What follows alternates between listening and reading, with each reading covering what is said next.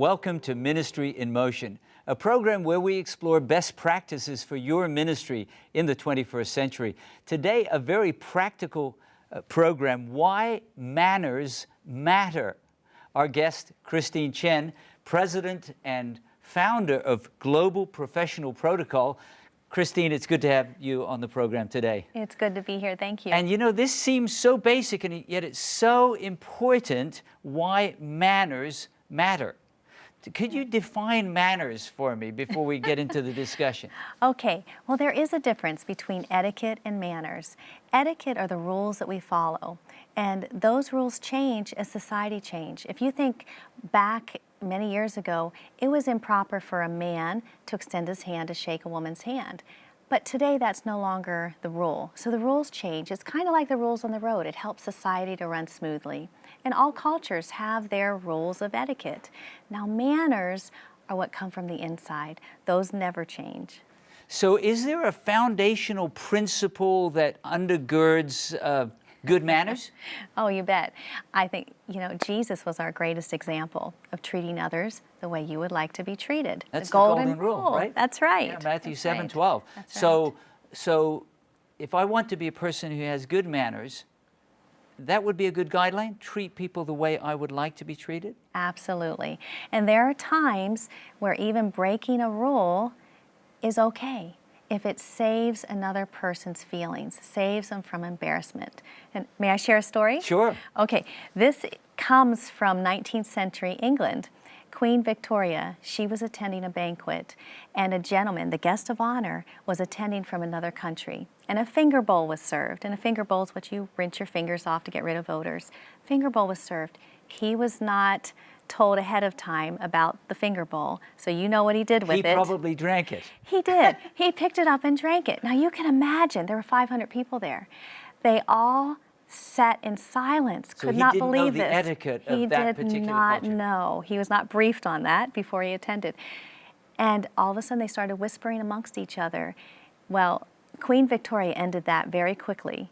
You know what she did? She picked up her finger bowl and drank it too. That's right, she did. So all 500 British gentlemen and ladies picked up their finger bowls and drank it. So that's a perfect example of breaking a rule to save the feelings of another person.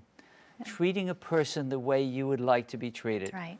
Treating a person with care, respect. Yeah. Exactly. Where did you develop an interest? Here you are now, president and founder of Global Professional Protocol. Where did your interest in helping people to develop good manners, where did that come from? Well, when my daughter was in second grade, her teacher asked me to be in charge of a literary tea. So it was a reading event where a tea party happened. And so I loved it. I set it all up and the tea and all of this. And so the teacher at the end, she saw how excited I was about it. And she said, you know what? There's a school right here in Washington, D.C. called the Protocol School of Washington that I think you would just love. So I went and became certified and have been doing it ever since. And that's not just tea parties for children, but No. We're talking about working with people from other countries. And That's right. That's right. Teaching customer service and etiquette, how to dine in a business setting, all of those fun things. Good manners matter wherever we are. They sure do. They do. And there was a study, Harvard, Yale, and Carnegie did a study on social skills, because it is social skills, how to interact. And 85% of your ability to get a job, be promoted in that job, depends on your social skills, and only 15 on your technical ability. So there's some value, besides treating each other with respect, but there's some value to yourself when you start doing that. Now, we're talking to pastors and church leaders on the Ministry in Motion program. It seems like it would be especially important for church leaders to have good manners. Absolutely, absolutely. Because when you greet another person, there's a protocol and etiquette that goes with that. How do you go about doing that? And when you know those rules, you can do it with ease and with comfort and with confidence. And so if you know how to conduct an introduction, how to shake someone's hand appropriately, you're perceived as a confident person, as someone that others would like to interact with. But if you're eating in a sloppy way, if you never conduct an introduction, if you never say the other person's name or make eye contact, all of these things that are so important, you're not building a relationship. We're going to talk about some of those practical good manners a little later in the program. But if good manners really are important, why is it that many look around and say it seems like we're just losing good manners, that civility is just plummeting? What's going on in at least in the Western culture? Yeah, it is, and studies have revealed that. And one of the things that's happening, we live very busy lifestyles. There was a day where families sat around the dinner table and talked, had face-to-face contact. You know, since 1988, we have 1/20th of the face-to-face interactions that we did back then. So we are not interacting, communicating the way we used to. So I think that's one of the reasons. The other reason, you know, is cell phones. They say cell phones were one of the first things that started that decline because Is all that of us, right? yeah. So impersonal, you don't have to really connect. No, and texting. People are texting. You'll see groups of people together. They're together, but they're all on their phone texting. And they may be texting each other. They might be. But they're not looking at each other. Right. And then social media, you know, you can anonymously put something on and people aren't thinking.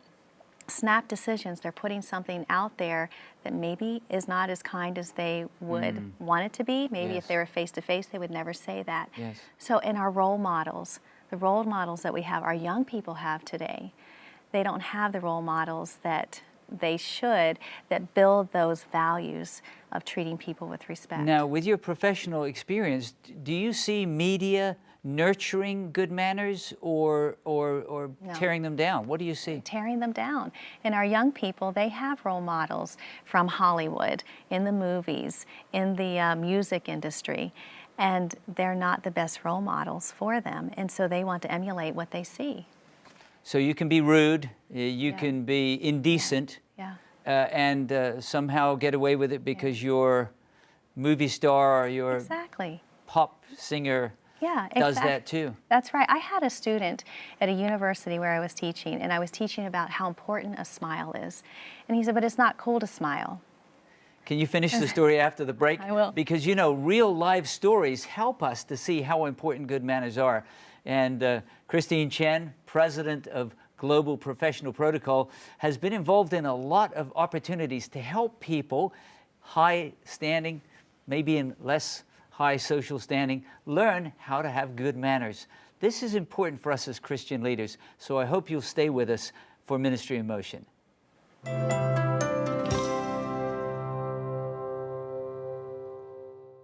Welcome back to Ministry in Motion. Our topic today, why manners matter. Learning how to have good manners. And certainly, Christian leaders, that would be most important for us to learn. My guest is Christine Chen, president of Global Professional Protocol. Christine, I'm inspired that we can follow even the golden rule of Jesus in having good manners, treating people the way we'd like to be treated. You were sharing a story. You were at a university, encouraged a young man to smile. He said, we don't do that here in the city? That's right. That's right. How did you respond? Well, I told him about some statistics and some stories about, I was teaching actually at an event, and an attorney came up to me afterwards, and he said, I want to tell you a story about a very promising young law student. His resume was stellar, but when he came to interview one-on-one, face-to-face, he arrived late. He came in complaining and criticizing my parking attendant who took too long. So I shook his hand and showed him the door. So I responded to this young man saying, you know something? Smiling, eye contact, walking in, shaking hands, being on time, all of these things have an impact on your future success. So a lack of good manners for this law student cost him his position. Yeah, what an opportunity. So how did this student at the university setting, how did he respond? Because you were changing his culture a little, weren't you? Well, yes. Well, what we did, we practiced it a lot. We practiced role-playing different body languages because we wanted to make sure that the students were understanding the power of nonverbal communication. So do I understand correctly that you can learn good manners? Oh, absolutely. It's not just something that's born or, well, my family had good manners, so I have them. No. You heard a story about an elderly lady that made a difference just by having good manners. Oh, this share is a that with us. great story. Her name is Tilly, and I don't know how old she is, but she lost her husband a few years ago. But she and her husband would sit at the front window of their house, and as the high school students would walk by going to school, walk by during lunchtime, walk by going back home, they would sit and wave and smile at everybody that went by. Well, sadly, her husband passed away in 2007, I think she said, but she continued. And this Valentine's Day, the students of this high school invited her to come, showered her with cards, presented her with a video clip of students saying what it meant to them to have her sitting there smiling and greeting them every morning. It was powerful. So that crossed over age barriers, Yes. cultural. I'm sure there were different ethnic Yes. groups. Yes. That smile and that wave communicated what? What does that communicate? Well, it communicates that she cared. Sure. She didn't have to say a word, but that she cared for the students, and they look forward to it every day. One student said, she brightens a dreary day. I thought, that's wonderful. It sounds like if ever we needed to be concerned about good manners, it would be in a church setting. Oh, absolutely. People come. Can you think of a time, I hate to even mention it on global television, but when people didn't exhibit good manners and it really affected you? Well, I think back, there are many times when you walk into a church, we have high expectations when we walk into church. We'd like to see people give us eye contact. Absolutely, absolutely. And I shared on another program that my husband and I were visiting a church as we were traveling. And that morning, it was after the church service, potluck. So like a meal to share together? Right. So we went to the fellowship hall for potluck, but we arrived a little bit late, and some of the food had been put away. And the woman greeted us with a frown, saying, "Are you hungry?" And we said, "Well, yes." So she wasn't very welcoming when we arrived. She didn't feel that she wanted to bring out the food again. So we just said, no, it's fine. We'll just have what's left out here. So what did that frown communicate to you? Well, it communicated that we weren't important to her, that she wanted to just get on with her day, and that we were a bother. And what would good manners have looked like? Good manners would have been a smile and said, let me bring the food out Stay for you. right here and we'll be right back. Exactly. And I looked at that church's website when I got home. And churches many times have beautiful websites with mission statements and visions that are wonderful. And of course this one did too, that we welcome everybody. Once you walk in, you are part of our family. But it didn't mesh. It didn't go together. And I think we need to be so careful that maybe we're doing something, serving people food. That might not be the most wonderful job in the world, but do everything with excellence. Right. Right? Let's think of a positive. Can you think of a time when someone in a church setting, because we're talking to church leaders, showed good manners to you? And you're obviously a professional in that area. They don't know that, right? Yeah, right. So you're kind of analyzing, this may make a great illustration, but they showed good manners and it really made a difference to your worship experience. Actually, this happened just a few weeks ago. I was visiting another church, and when I walked in, I wasn't sure where to go because I wasn't going directly into the sanctuary. And instead of pointing with a finger where I needed to go, they guided me, and that just struck something. I thought, wow, this church is on the ball because they care enough to say, I'm going to walk you to where you need to go, rather than saying, turn left when you get here and then turn right when you... That's so nice. And that just took my impression of them a little higher. Had you known about the escorting rather than pointing, or did you just learn it in that moment? No, that's what I teach in the corporate world. So they'd learned something about good manners. They did, and so it was very impressive to see, wow, they are doing something that the really excellent providers in the corporate world are doing, and that really made me happy. That our church could have that kind of intentionality about good manners. We've just got a minute before the break. I want to talk about different cultures, because this is a global program, but even in the Washington, D.C. area, there are lots of different cultures. And how do we have good manners in the different cultures? Just in 30 seconds before we go to break, do good manners cross across all cultural differences? Oh, absolutely. It's just the etiquette rules, the cultural traditions that we need to pay attention to. So would it be good manners to learn those? Oh, absolutely. Like the drinking from the finger cup? Yes. After the break, Yes. we'll talk some more about good manners. We'll talk about how we can be sensitive to cultural differences, because really, I guess that is good manners. Even drinking from that little cup, which was supposed to wash my fingers. We want to reveal a gracious, kind, and respectful spirit that reflects the character of our Savior. We've got much to learn, even as a Christian community.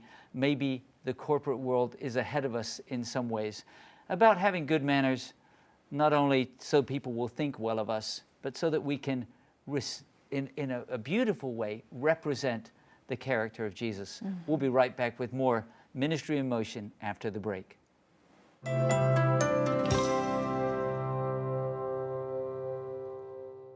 Welcome back to Ministry in Motion. Our topic today, why manners matter.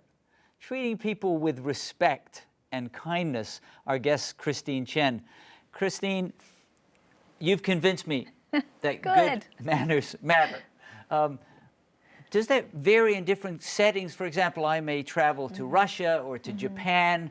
How do I know the way people would like to be treated? Because that's the golden rule, right? Right, right. How do I know what will work well in different settings, or even in a multicultural city where I might live? Right.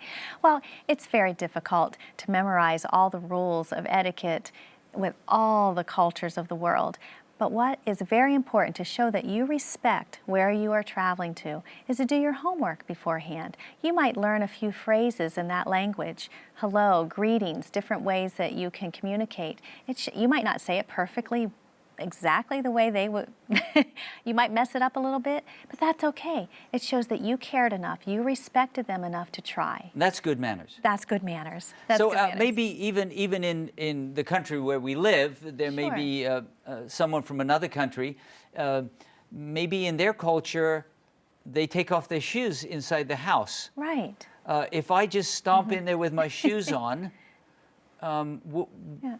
what's happening there at that point for them? Right. Well, it's showing disrespect. So again, you're doing your homework. Well, they And might when say, you well, walk nobody in- said anything. Right. But being observant. And I think that's a key, because we're so busy today, and maybe we're a little bit self-absorbed, and we're not looking beyond our circle, but we need to start being observant and looking outside of ourselves, looking outside of what we're used to doing, and thinking, oh, they do things a little differently. I'm going to respect that. I was talking to someone on an interactive Bible study, or Hope Sabbath School program, and they were talking about in West Africa, the way that you greet a person who is older would be different from the way you greet a person who's your same age. So that's, I guess that would be good manners to follow that etiquette. Is that right? Exactly, exactly. One of the things that I teach, and this shows respect, that you always say the name of the oldest person first whenever you're making an introduction, because that shows respect to that person. So let's talk about a few practical examples of good manners. Okay. Phone rings. Someone picks it up and says, "What?" That's not how I would like to be No. treated if I was on the other end. So I shouldn't just say "what." So what would be good manners if I'm picking up the phone or my cell phone? Okay, well, while the phone is ringing, before you even pick it up, you smile, because it comes through when you pick up the phone. People can tell if you're in your voice if you're smiling. They can. The tone in your voice, that's part of a nonverbal communication. So the tone in your voice, the way you say hello, you can say it in a lot of different ways. It's true. Right? Yes. But if you say it in a cheerful way, all of a sudden, you're connecting with that person in a positive way. So saying hello, and if you're in an office, you always identify yourself. When you say good morning, pick up your phone and say, "Good morning, this is Pastor Morris. How may I help you?" Some type of, rather than just hello. Of course, at home, it's a little bit different. Because people, presumably, they know that they're calling your house. Right, right. Though it seems to me that identifying yourself is also helpful, because there are many people living in the house. It is. And that's different according Could to be your families. daughter, could be your son with Right. still a high voice or That's whatever, right. That's right. Yeah, and that's a family decision. But in a business setting, it's always best to answer with a nice greeting, good morning, good afternoon, followed by your name and how may I help you? So someone's walking into church, and I'm wanting to have good manners, or I'm visiting a person at the hospital. Right. So before I open my mouth, I should smile?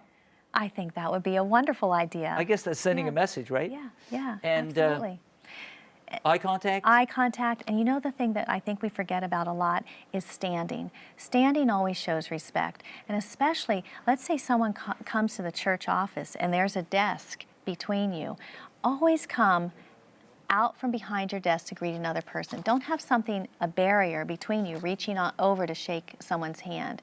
Come down to their level and sit beside them if you can, rather than sit across from each other in a desk setting like that. It makes it a nicer environment for people. And shaking hands, no more fingertip handshake. That's not okay anymore, especially here in the Western culture. It's a firm handshake. These things sound so practical and so basic, and yet they make such a difference. How young can you start teaching children good manners? Wait until they're teenagers? No, because it's a habit that's formed.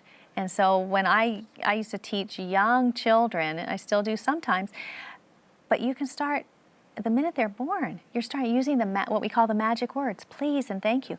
You don't hear that very often. Excuse me. If somebody bumps into you and doesn't apologize, you don't feel so good. But if they turn around and say, oh, I'm sorry, will you accept my apology? It changes everything. Just using those words, treating people with respect. So good manners, we can start when they're little. Absolutely. In fact, maybe that's the best time to start. It is. And it's important for parents to model what they want to see. And here we are talking to Christian leaders.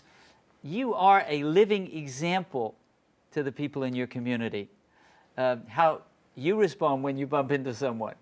How you answer the phone. If you'd like to learn more, apparently we can learn to have good manners. And a parting word, a word of encouragement to someone who says, ooh, I don't think I've had the best manners. What would you say? I think just start learning what you can. Start putting into practice some of these things that we've been talking about. It's not that hard, Maybe but it takes practice. They say 30 days, right, to start something and where it becomes a habit. So start, and there's a joy. There's a joy in seeing the response that you'll get when you start treating people with respect. Christine Chen, thank you so much for being our guest on Ministry in Motion. We've been talking together about why manners matter. And I am convinced I will try to be on my best behavior. And I pray that you would go out, not just so that people will think well of you, but so that you can represent the beauty of the character of our Lord and Savior Jesus. And when people come to church, when you interact with them, they will see the love of Jesus in action. Thanks for joining us for Ministry in Motion today. May God bless you in your ministry for Him.